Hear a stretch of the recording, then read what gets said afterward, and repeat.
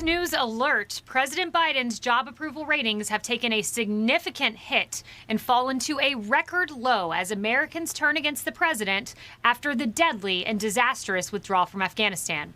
Two brand new national surveys reveal a majority of Americans are not happy with our commander-in-chief, and analysts are warning his approval numbers are entering dangerous territory. This is Outnumbered. I'm Kayleigh McEnany. Here today, my co-host, Emily Compagno, Julie Banderas, Fox News contributor and syndicated radio host, Leslie Marshall, and in the center virtual seat, Dan Hoffman, Fox News contributor and former CIA station chief and director of the CIA Middle East region. A new NPR PBS Marist poll shows the president's job approval rating has dropped 6 points in a single month to 43%. The lowest number for Biden since he took office. His disapproval rating, not surprisingly, shot up 7 points to 51%. The poll also shows a majority of independents now disapprove of the job the president's doing, with a 10-point drop. And that is bad news for Biden and the Democrats. Independents are a key swing group that Biden won in 2020. A separate ABC News Washington Post poll also showing how the president's job approval rating has taken a substantial hit, plummeting to 44%. That's the second poll. And the new polls should scare Democrats. How the public thinks about President Biden will be the single biggest indicator of how the 2022 midterm elections will turn out. Emily, coming to you. So this is not one national poll, two national polls. NPR has them at 43%, Washington Post at 44%. And when you break it down, Emily, it's falling on COVID, it's falling on the economy, it's falling on crime, it's falling on Afghanistan. I mean, this is just total and complete free fall, on almost every single issue. Because he is failing on every single issue, Kayleigh. He is absolutely failing on every issue that impacts every American, whether it's at their kitchen table or on a more broad sense. And who's surprised? I mean, he abandoned Americans. He abandoned allies, women, orphans, working dogs, and he absolutely crushed what should have been 20 years with a dignified ending. After this disastrous pullout, the support for the war was only 36% of Americans. And while 77% obviously supported the withdrawing, over 60% disapproved of the disastrous, chaotic withdrawal. And I have to point out as well that when we talk about the Americans left behind, a community liaison member who's working on behalf of a community, an entire school district to get students back to America, unlike the president, he called them invisible families. Even the DOD spokesperson said, "I am heartbroken over the Americans left behind." However, the president pulled out, and that arbitrary deadline he set for himself showed zero compassion, zero empathy, or zero cognition of that fact that resonated to every American's heart. It is a disaster, it is reprehensible, and these poll numbers reflect so. And Dan, we know that the vast majority of Americans did not want to leave their fellow Americans behind. We've seen that in the polling. And all of this taken together on Afghanistan, what it translates to is a paltry 26% in the Washington Post poll, 26% that approve of the way President Biden got out of Afghanistan. Your thoughts? Yeah, so we've got two significant concerns about Afghanistan right now. The first are the citizens we left behind, U.S. citizens, and also the Afghan SUV holders. And one of them was a translator who saved then Senator Biden's life back in 2008 when his Black Hawk helicopter went down. So those things are really critical right now for this administration. The second thing is that the terrorist problem is going to persist and only get worse. Afghanistan is morphing into a terrorist state where ISIS and Al-Qaeda will operate with impunity and enjoy the sanctuary that the Taliban are giving them. So those things, I think, are going to persist for the Biden administration and for the president in particular, because he was on the hook for making this decision. It's worth noting historically that President Carter's popularity plummeted to 20% during the Iran hostage crisis, and he wrote about that in his memoir and said he was just obsessed with getting them out for moral and ethical reasons, but it was certainly one of the real causes for why he lost in the 1980 election to President Reagan.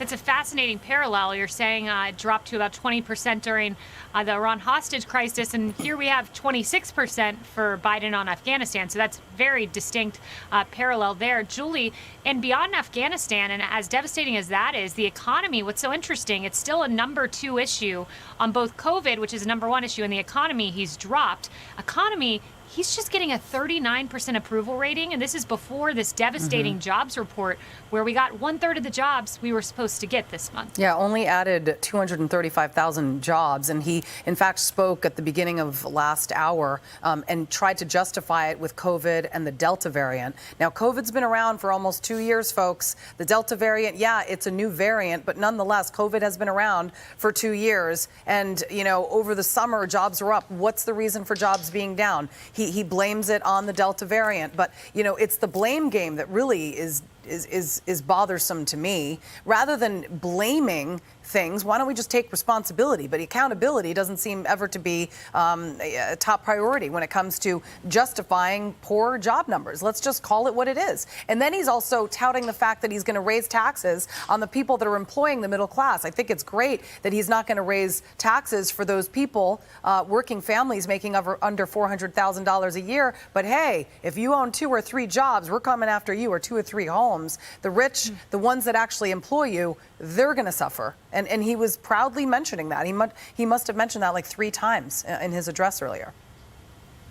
Yeah, and the American people not buying the blame game. I mean, that same Washington Post poll showing a majority placed the blame on Afghanistan squarely with the commander-in-chief, Joe Biden. But Leslie, all of these alarm bells have to be a bit worrisome to you. Indeed, it's worrisome to 2 other members of your party, Doug Schoen, Carly Cooperman, 2 Democrat pollsters, who wrote this in The Hill, quote, "The recent decline in support for President Biden and his administration likely means that the Democratic Party will lose control of the House and potentially the Senate in 2022, and makes it increasingly likely that Biden will be a 1-term president." Leslie.